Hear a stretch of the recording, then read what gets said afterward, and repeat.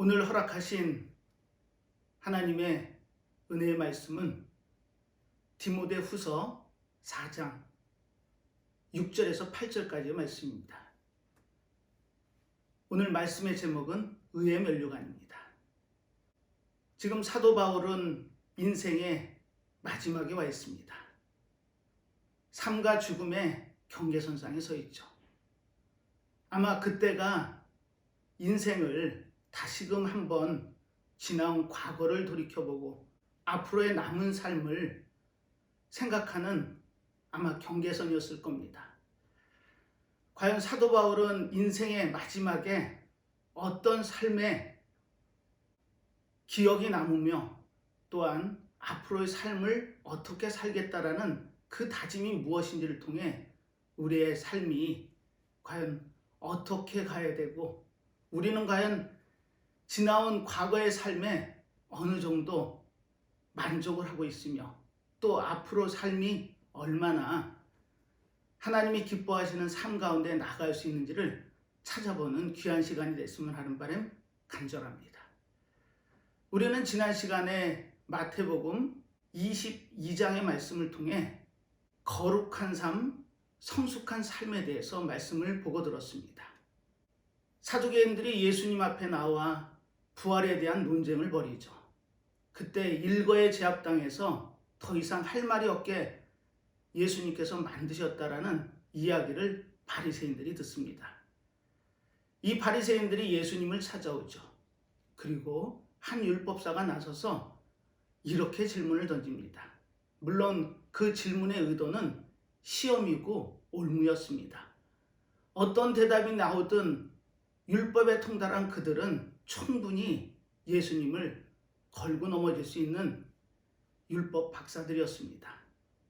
선생님, 율법 중에 어느 율법이 가장 큽니까? 라고 단도적인 질문을 던지죠. 이때 예수님께서는 이렇게 대답하십니다. 첫째는 너희들이 마음과 목숨과 뜻을 다하여 주 너의 하나님을 사랑하라. 둘째도 그와 같으니 내 이웃을 내 몸과 같이 사랑하라. 이것이 율법과 선지자의 강력, 핵심이랍니다. 이 이야기를 들은 율법사는 말문이 막히죠. 사실 작금의 현실에서 이 교회가 세상에 염려를 끼치고 걱정을 생산하는 오늘날 같은 현실에서 시사하는 바가 큽니다. 예수님께서는 너희들이 하는 하나님을 사랑하는 것은 인정하고 받아들일 수 있을지 모르지만 그게 허상일 수 있답니다. 왜 성숙한 삶으로 못 가고 교회의 삶이 평생을 믿었다, 10년, 20년을 믿었다 하는 그 믿음의 연조만 따지고 왜 바뀌지 않을까요? 그 이유는 간단합니다. 우리가 믿음이라고 하는 이 신앙의 여정은 하나님을 사랑하고 그 받은 사랑이 너무 크고 감사해서 그 사랑을 흘려보내는 통로의 삶을 살아야 되는데 우리는 오직 하나님께 나의 문제만을 간구하고 내 앞길이 순탄하기만을 원하는 그와 같은 삶을 원할 뿐이었던 겁니다. 하지만 예수님께서는 둘째도 그와 같답니다. 이웃사랑, 사람 사랑을 실천하지 않는 믿음과 신앙은 가짜랍니다. 우리는 그 예수님의 말씀을 마음속에 새겨야 됩니다. 하나님의 사랑이 크면 그 큰 만큼의 사랑을 이웃과 사람들에게 나눌 수 있는 사랑의 통로가 되어야 되는 겁니다. 그 통로가 힘없고 약한 소자에게 흘러 나그네, 과부, 고아들에게 전해진다면 이 땅의 삶은 아마 살만해질 겁니다. 사랑하는 믿음의 성도 여러분, 예수님께서는 그 말씀을 우리들에게 각인시키시기 위해 재물이 많은 청년과 포도원 품꾼의 비유를 들어서 이렇게 말씀하십니다. 처음 된 자가 나중되고 나중된 자가 처음 된답니다. 그 의미가 뭐였던가요? 재물이 많은 청년이 와서 어떻게 하면 제가 영생을 얻겠습니까? 라고 질문을 하죠. 이 재물이 많은 청년은 많은 이들에게 도움을 주는 사람이었습니다. 그리고 자신의 말마따나 그 모든 사랑을 실천하면서 산다라는 주장을 하면서 어떻게 해야 영생을 얻느냐는 자기의 믿음의 과시를 하죠. 이에 예수님은 네가 가진 재물을 다 팔아 사람들에게 나눠주고 그리고 나를 따르라는 말씀을 하시죠.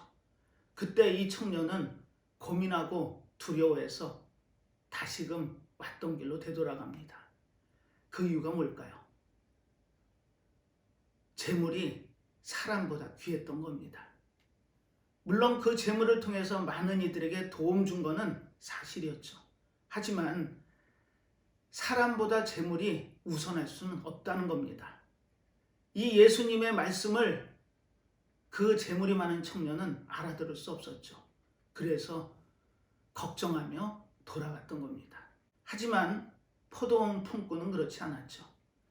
비록 1시간의 그 노동의 품삯을 하루의 품삯으로 받는 그 놀라운 경험을 하고 감사했습니다. 그리고 사람을 사랑하는 그 마음이 어떤 건지를 그 1시간이란 품꾼은 분명히 알 수 있었죠. 하지만 새벽부터 일찍 왔던 또 다른 품꾼은 이 1시간 일한 품꾼이 하루의 품삯을 받는 걸 보고 어떤 마음이 들었던가요? 자신은 그 포도원 주인과 하루의 싹스로 1데나리온을 받기로 했습니다. 그리고 1데나리온을 분명하게 받았죠. 하지만 그 주인의 선함을 악하게 해석했던 사람을 사랑하지 못하는 그와 같은 품꾼이었습니다. 여기에 우리의 믿음의 방향이 있습니다. 우리가 거룩한 삶을 살아가기 위해선 어떤 삶을 살아야 될까요? 하나님께 받은 그 놀라운 사랑이 큰 만큼 우리는 그 사랑을 소자에게 흘려보내는 통로의 삶을 살아야 됩니다. 그렇지 않으면 우리의 삶은 의미가 없고 바뀌지 않죠. 마태복음은 그 이야기를 우리에게 주지시키고 있었던 겁니다. 사랑하는 믿음의 성도 여러분, 우리의 삶이 고달프고 힘들지라도 그 고달픈 가운데 하나님이 주신 놀라운 은혜가 우리 마음속에 새겨지고 또 그 은혜가 기억이 된다면 우리는 그걸 나눔의 삶으로 이 어려움을 헤쳐나가야 되는 겁니다. 내 이웃을 내 몸과 같이 사랑하라. 그 사랑이 믿음의 실체였던 겁니다. 우리의 삶 바뀔 수 있습니다. 나만을 위한 삶이 아니라 이웃과 사람을 위한 사랑으로 내 마음이 바뀌고 변한다면 이 세상 충분히 바뀔 수 있습니다. 그 마음을 우리 마음속에 새기고 성숙한 삶으로 들어가는 믿음의 성도들 다 되시기를 바라고 원하면서 오늘 본문의 말씀을 전하도록 하겠습니다. 오늘 본문은 이렇게 시작하고 있죠. 관제와 같이 벌써 내가 부음이 되고 나의 떠날 기약이 가까웠도다. 이렇게 본문이 시작합니다. 이 서신은 사도 바울이 1, 2, 3차 전도여행을 마치고 예루살렘에 들어갔다 체포가 되는 형편에 놓이게 되죠. 그리고 자신의 처지를 로마의 황제에게 다시금 그 자신의 죄를 묻기 위해 로마로 향합니다. 물론 죄인의 신분이었죠. 그 기간은 AD 60년을 전후해서 한 2년여의 시간입니다. 다행히 로마 감옥에는 갇히지 않고 로마 변두리에 있는 셋집에서 그 로마 군병의 감시하에 2년여의 연금 생활을 합니다. 그때 사도 바울은 어떤 삶을 살았던가요? 그에게 찾아오는 모든 이들을 다 영접했답니다. 별의별 사람이 다 찾아왔겠죠. 그 중에 주인의 돈을 훔치고 로마로 흘러들었던 오네시모도 있었습니다. 이 오네시모를 내 아들로 호칭하고 빌레몬에게 다시금 돌려보내죠. 이처럼 사도 바울은 죄인의 신분으로 갇혀 있었지만 많은 이들에게 복음을 전합니다. 그리고 잠시 풀려나는 상황에 놓이게 되죠. 한 3, 4년 정도 4차 전도여행을 떠납니다. 그레데를 비롯해서 자신이 개척한 유럽의 많은 교회들을 방문을 하죠. 그때 마지막 서신서를 쓰기 시작합니다. 그 서신서가 디모데전서와 디도서였죠. 흔히들 이 서신서를 목회서신이라고 합니다. 양들을 어떻게 목양해야 되는지 그 방법에 대한 그 하나님의 말씀을 사도 바울은 서신으로 남기죠. 그러다 로마 5대 황제 네로가 그 자신의 삶의 마지막 부분을 광기 어린 삶으로 지내갑니다. 그때 기독교에 대한 엄청난 핍박이 이루어지죠. 사도 바울은 다시금 영어의 몸이 됩니다. 이번에는 로마 지하 감옥에 갇히죠. 이와 같은 상황에서 자신의 삶은 얼마나 남았는지 알 도리가 없습니다. 하지만 본능적으로 사도 바울은 자신의 삶이 얼마 남지 않았다는 걸 분명히 인식하고 있었을 겁니다. 그래서 자신의 유언과 같은 마지막 말을 영의 아들인 디모데에게 디모데 후서를 통해 이와 같이 편지로 알려주고 있었죠. 자, 오늘 믿음의 선진이자 하나님의 사도인 바울의 인생의 마지막 모습을 보면서 우리는 인생을 한번 다시금 생각해 보려고 합니다.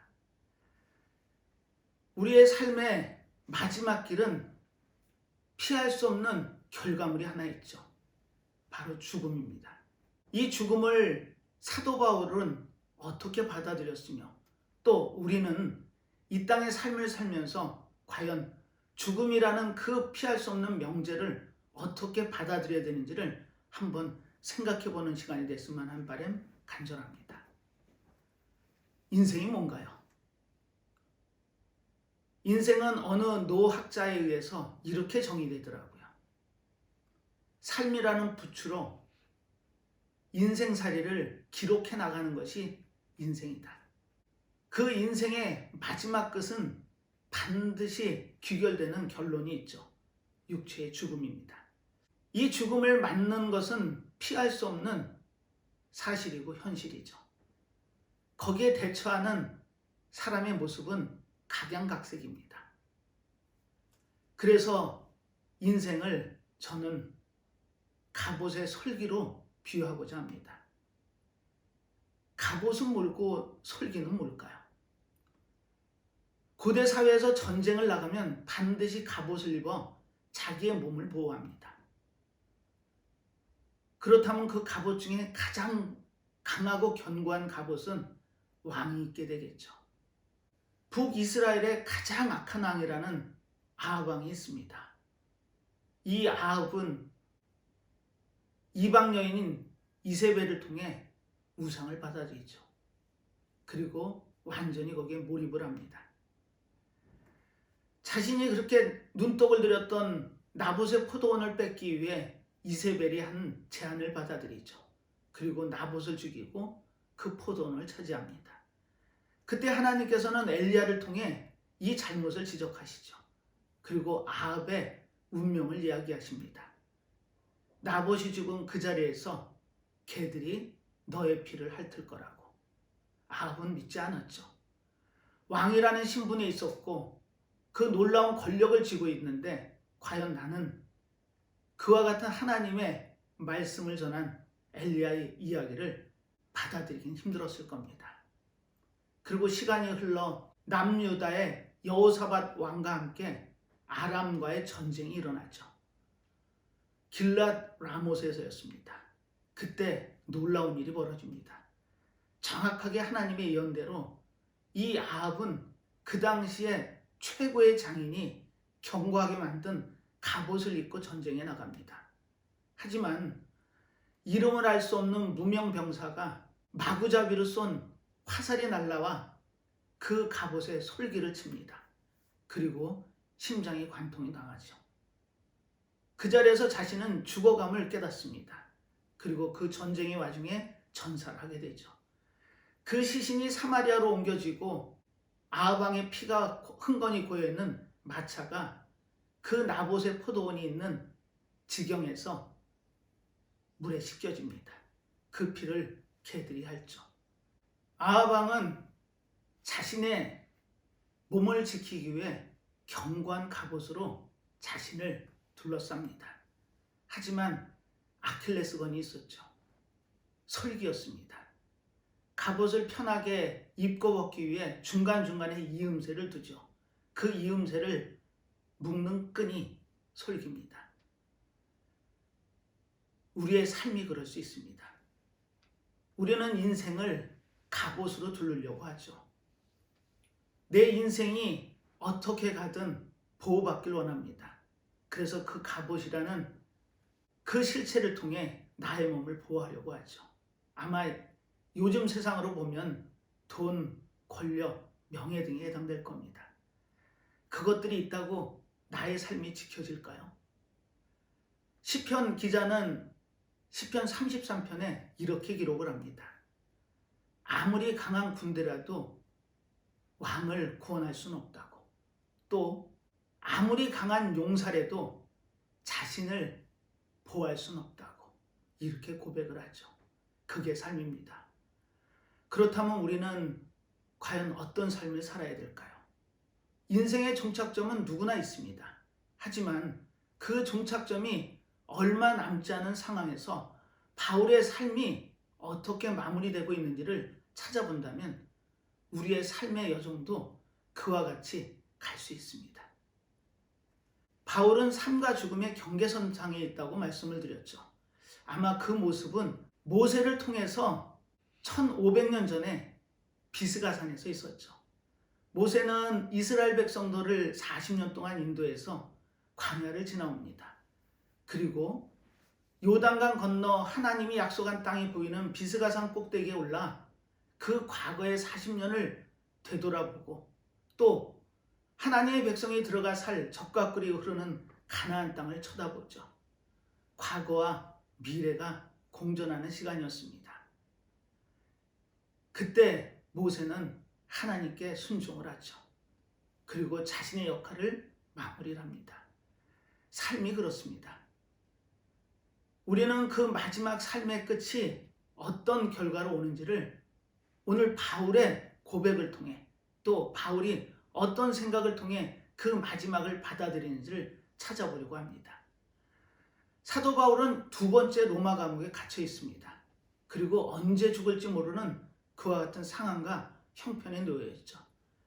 그런데 자신의 인생을 관제로 표현합니다. 놀랍습니다. 이 관제라는 의미는 개역개정 이후부터는 전제로 고쳐지죠. 같은 의미입니다. 이스라엘 백성들은 잘못을 했을 때나 아니면 하나님과의 관계를 회복하기 위해서 5가지의 큰 제사를 드리죠. 번제는 하나님께 대한 헌신의 약속의 제사입니다. 소제는 하나님께 충성하겠다는 약속의 제사죠. 또 화목제는 하나님과의 관계를 화평하기 위한 제사였습니다. 속죄제는 죄사함의 제사, 속건제는 물건에 행한 잘못 때문에 드리는 죄사함의 제사가 속건제였습니다. 이것은 제사의 종류였죠. 하지만 이 제사를 드리는 방법으로 이렇게 대별됩니다. 먼저 화제가 있죠. 화제는 불로 태워서 드리는 제사 방식입니다. 그리고 거제가 있죠. 거제는 제물을 두 손으로 높이 들어 올려서 드리는 제사입니다. 그리고 요제가 있죠. 그 제물을 높이 들어 올려 좌우로 흔드는 제사 방법입니다. 그리고 관제, 전제가 있죠. 이 관제, 전제는 포도주나 기름, 피를 제물에 덧뿌리는 방식으로 드리는 제사 방식입니다. 민수기 15장에는 이 방법이 자세하게 기록이 되어 있죠.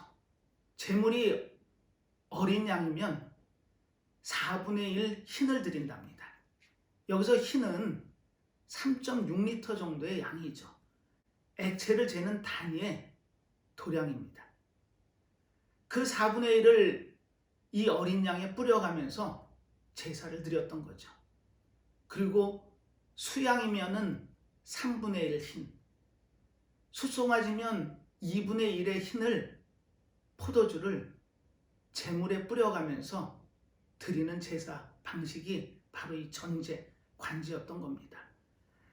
여기서 우리는 사도 바울의 마음을 읽을 수 있죠.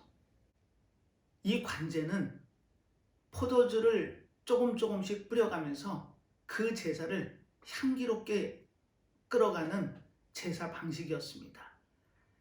사도 바울은 아마 이제 몇 방울 남지 않은 그 포도주의 양이 자신의 생명에 남은 양하고 같다고 생각하겠죠.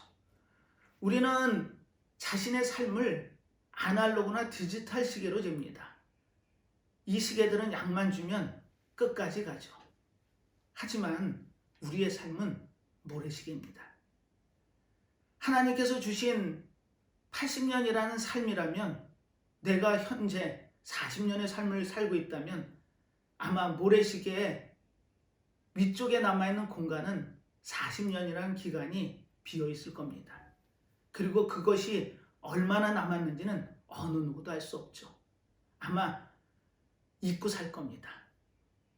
하지만 사도 바울은 이제 내 삶이 그 삶과 죽음의 경계선에 있다는 것을 사도 바울은 본능적으로 알고 있었습니다. 그런데 그 남아있는 삶조차도 하나님께 관제로 드리겠답니다. 이 의미가 사도 바울의 삶의 모습입니다. 사도 바울은 다메섹에서 부활하신 예수님을 만나고 완전히 다른 삶을 삽니다. 아마 생일로 따지면 육체적인 생일이 있겠지만 그 다메섹에서 부활하신 예수님을 만난 그날은 영의 생일일 겁니다. 그 순간부터 지금까지 사도 바울은 앞만 보고 달려왔습니다. 하나님의 복음이 전해질 수 있다면 내가 처한 처지나 입장은 중요하지 않답니다. 지금 감옥에 갇혀서 언제 죽을지 모르는 그 상황에서도 내 남은 삶을 관제로 부어드리겠답니다. 로마서 12장 1절에는 이렇게 기록이 되어 있죠. 너희 몸을 하나님이 기뻐하시는 산 제사로 드리라. 이것이 영적 예배니라. 이것이 예배의 의미입니다. 우리는 예배가 나와서 찬양하고 앉아있는 것만으로 족하다고 생각할지 모릅니다. 하지만 나의 몸을 영적 예배를 드릴 수 있는 산 제사의 예배가 진정한 예배입니다. 사도 바울은 자신에게 남은 그 인생의 마지막까지도 남김없이 아낌없이 주님께 부어드리겠답니다. 그게 사도 바울의 삶의 자세였습니다. 그리고 또 있습니다. 내가 떠나갈 기약이 얼마 남지 않았답니다. 여기서 떠나가다라는 의미는 헬라어로 아날루시스입니다. 우리는 이 떠나가다라는 의미가 막연히 출발을 의미할지 모르지만 이 헬라어 아날루시스에는 여러 가지 의미가 함유되어 있습니다. 그 내용을 잠깐 살펴보면 첫 번째는 소나 동물들이 멍에에 씌워져 있다, 고된 일을 마치고 그 멍에를 풀어줄 때 느끼는 자유함을 아날루시스라고 표현합니다. 그리고 또 있죠. 착고가 채워지고 족쇄가 채워진 죄수가 해방의 기쁨을 맛볼 때 그때 아날루시스를 씁니다. 그리고 들판에 나가 나그네의 삶을 살면서 텐트에서 자기의 고단한 몸을 누였던 사람이 집을 향해서 떠나갈 때 텐트를 접을 때도 아날루시스를 씁니다. 그리고 항구에 갇혀있던 배가 그 닷줄을 풀고 대해로 항해를 떠나나가는 출항도 아날루시스라는 단어를 쓰죠. 지금 사도 바울은 자신의 처지를 이 떠나가다라는 표현으로 이렇게 의미를 담아 전하고 있었던 겁니다. 자신의 그 고통스러운 삶, 힘든 삶, 고난의 삶에서 벗어나 자유함과 해방을 얻고 하나님이 약속한 하나님 나라를 향해서 새로운 출발을 하는 그와 같은 출발을 성경에서는 떠나갈 기약으로 기록하고 있었던 겁니다. 놀랍지 않나요? 사도 바울이 남은 생이 얼마 남지 않았지만 그 삶을 이와 같이 표현하고 있었던 겁니다. 그렇다면 이와 같은 표현이 가능했던 근거가 뭘까요? 우리는 그 근거를 오늘 말씀의 제목에서 찾습니다. 의의 면류관 8절의 기록입니다. 이제 후로는 나를 위하여 의의 면류관이 예비되었으므로 주 곧 의로우신 재판장이 그날에 내게 주실 것이니. 아멘. 사도 바울은 이 의의 면류관의 의미를 정확하게 알고 있었던 겁니다. 육의 몸을 벗고 이 땅의 삶이 다 한다고 끝이 아니라 새로운 시작이랍니다. 사도 바울이 지금 죽어가는 이 상황에서 그 죽음이 기대되는 죽음이 될 수 있었던 이유가 뭘까요? 바로 사도행전 7장의 증언대로 사도 바울은 스데반 집사가 돌에 맞아 죽어갈 때 그 현장을 지켰던 청년이었습니다. 그 돌을 던지는 자들의 겉옷을 자신이 부여잡고 그 죽어가는 스데반 집사의 모습을 철저히 눈으로 본 인물이었죠. 그때 스데반 집사의 눈에 부활하신 예수님을 보게 됩니다. 하나님 우편 그 보좌에 앉아 계시는 예수님이 그 스데반 집사를 일어나서 맞습니다. 그리고 의로운 면류관을 스데반 집사에게 씌워주죠. 아마 다메섹에서 부활하신 예수님을 만나는 순간 사도 바울은 그 모습이 기억났을 겁니다. 스데반 집사의 그 평온한 얼굴, 돌에 맞아 죽어가면서도 지울 수 있는 그 미소, 그 미소가 사도 바울의 희망이자 소망이었던 겁니다. 내 육체의 삶이 다하면 내가 받는 그 의의 면류관이 분명히 있을 거라는 그 의미를 사도 바울은 알고 있었죠. 그래서 사도 바울은 빌립보서 2장에 이와 같은 기록을 남기죠. 그 빌립보 교인들에게는 사도 바울이 1차로 로마 근교에 가택연금되어 있을 때 그 빌립보 교회를 생각하며 썼던 옥중서신의 한 대목입니다. 기뻐하랍니다. 내가 있든지 없든지 빌립보 교인들에게 기뻐하라고 강권하고 있죠. 그 기쁨의 실체가 무엇일까요? 바로 오늘 본서 마지막 절에도 이렇게 기록이 되어 있습니다. 내게만 아니라 주의 나타나심을 사모하는 모든 자에게니라. 아멘. 주님을 사모하는 그분이 다시 오심을 기다리는 모든 자에게 의의 면류관을 주시겠답니다. 여기에 우리의 소망이 있습니다. 빌립보 교인들에게 분명하게 각인시키고 있죠. 우리가 받는 것은 의의 면류관이고 그래서 나는 기뻐하고 너희와 함께 기뻐하리라. 그러니 너희도 기뻐하고 나와 함께 기뻐하자. 사도 바울의 권면입니다. 빌립보 교인들에게 이 의의 면류관이 예비되었으니 우리의 고달픈 삶, 힘든 과정의 삶은 충분히 이겨낼 수 있는 소망이 됩니다. 혹시 지금 어려운 과정 중에 있다면, 삶의 고달픈 가운데 힘들어 하신다면 이 의의 면류관을 기억하십시오. 우리가 가서 주님께 받는 그 의의 면류관이 분명히 보인다면 우리는 현재의 삶 충분히 이겨낼 수 있습니다. 그리고 그걸 실천해낸 인물이 사도 바울이었죠. 사도 바울의 삶이 어땠는지를 오늘 본서를 통해 한 절로 집약합니다. 7절입니다. 내가 선한 싸움을 싸우고 나의 달려갈 길을 마치고 믿음을 지켰으니. 사도 바울의 이력서입니다. 이력서는 자신이 지금까지 살아온 삶을 집약적으로 간략하게 적어냈죠. 이 세 절에 사도 바울의 삶이 다 함축되어 있습니다. 선한 싸움을 싸웠답니다. 달려갈 길을 마쳤답니다. 믿음을 지켰답니다. 이 세 가지 내용이 사도 바울의 삶이었고, 그 삶을 통해 사도 바울은 의의 면류관을 받을 수 있다는 소망을 간직할 수 있었던 겁니다.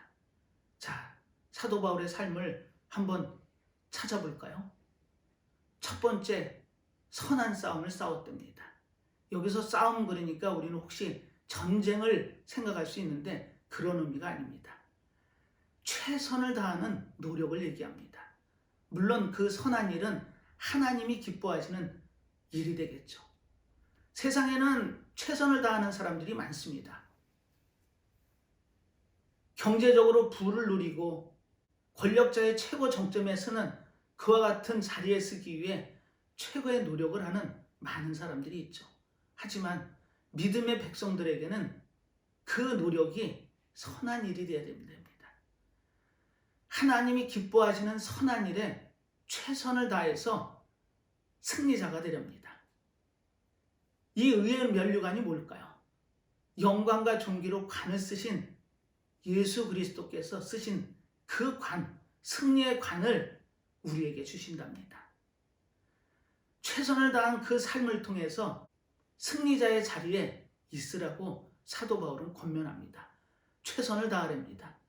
그 최선이 하나님이 기뻐하시는 선한 일이 되어야 되면 두말할 필요도 없겠죠.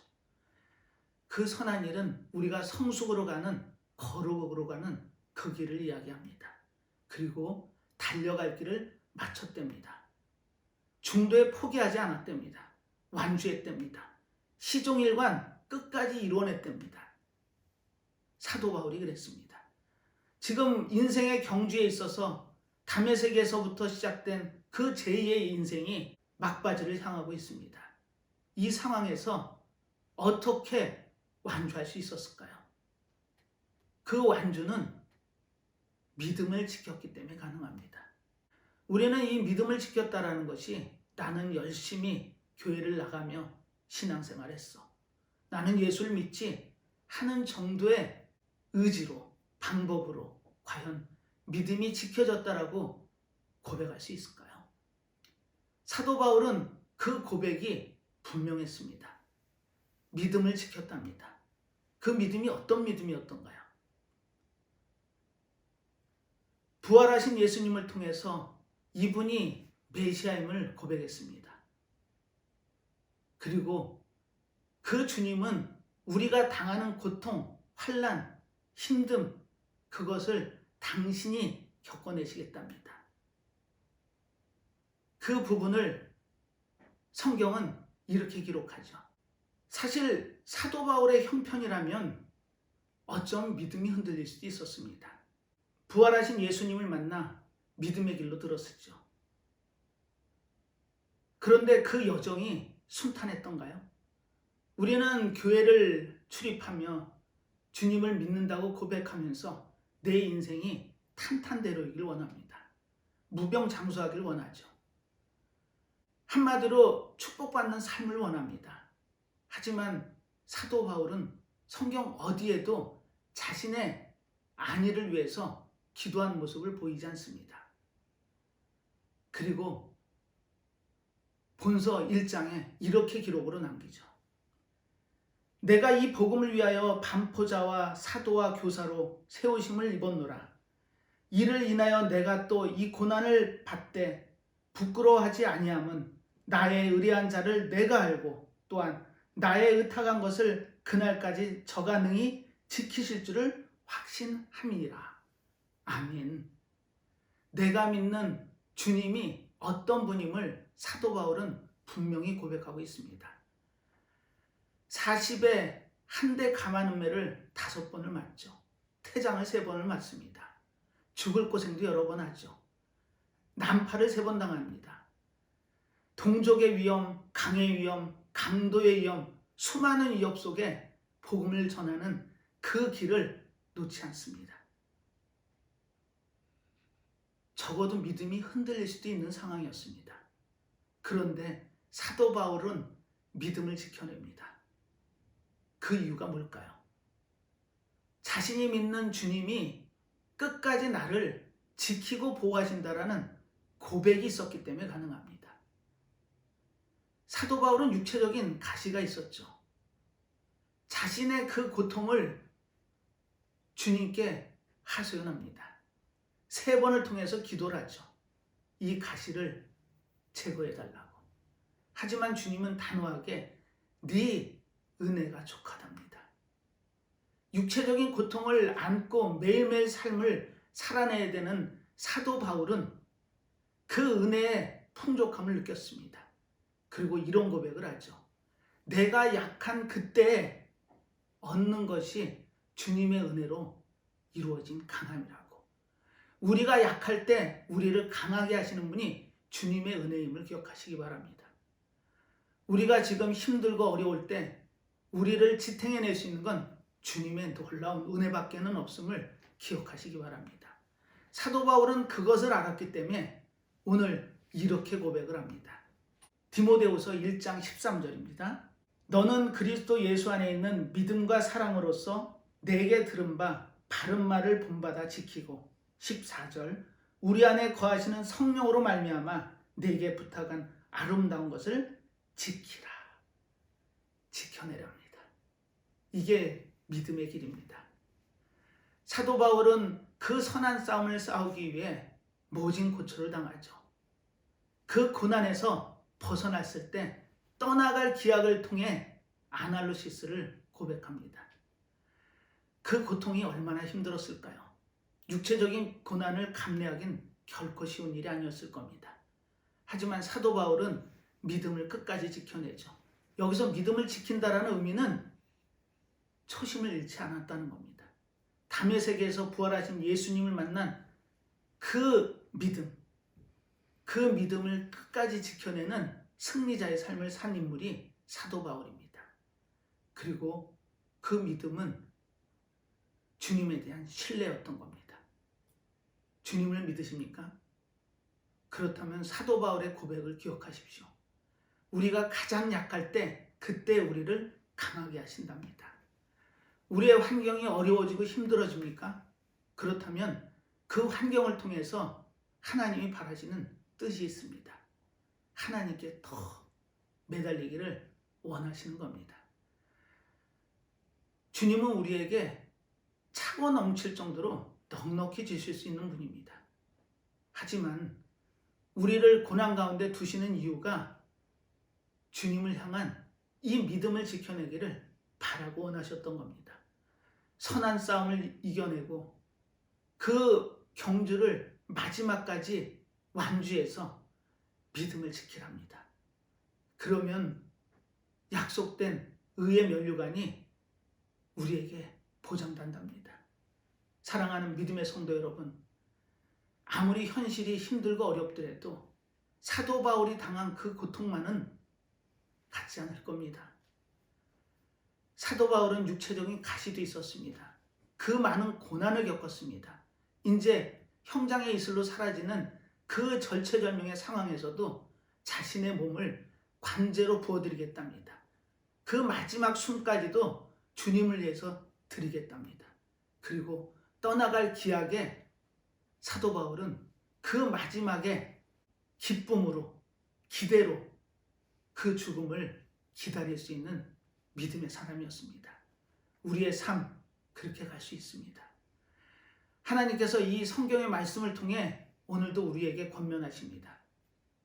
그 믿음을 지켜내는 길이 우리가 하나님이 기뻐하시는 삶 가운데 나갈 수 있는 유일한 길임을 기억하시고 매일매일 삶에서 믿음을 지켜내며 승리의 삶을 살아내는 저와 여러분이 될 수 있기를 예수님의 이름으로 축복하겠습니다. 기도하겠습니다. 하나님 아버지, 오늘도 하나님의 말씀을 통해 우리에게 희망을 주십니다. 우리 앞에 놓인 처지나 형편이 어렵고 힘들 때마다 믿음을 지켜내라고 우리에게 권하고 계십니다. 사도 바울이 관제로 자신의 마지막 생을 하나님께 드리고 떠나갈 기약을 기대 가운데 맞을 수 있으며 의의 면류관을 받을 수 있다는 그 소망 가운데 살아 삶을 오직 선한 싸움의 모든 것을 걸고 그 믿음의 경주를 완주하고 믿음을 지켜낼 수 있는 그 믿음의 근간은 주님이 주신 은혜였습니다. 우리가 약할 때마다 힘들 때마다 그 은혜를 놀랍게 부어주셔서 우리를 지탱하심을 믿습니다. 사도 바울의 고백처럼 우리의 약함 그때에 우리를 강하게 하실 줄 믿습니다.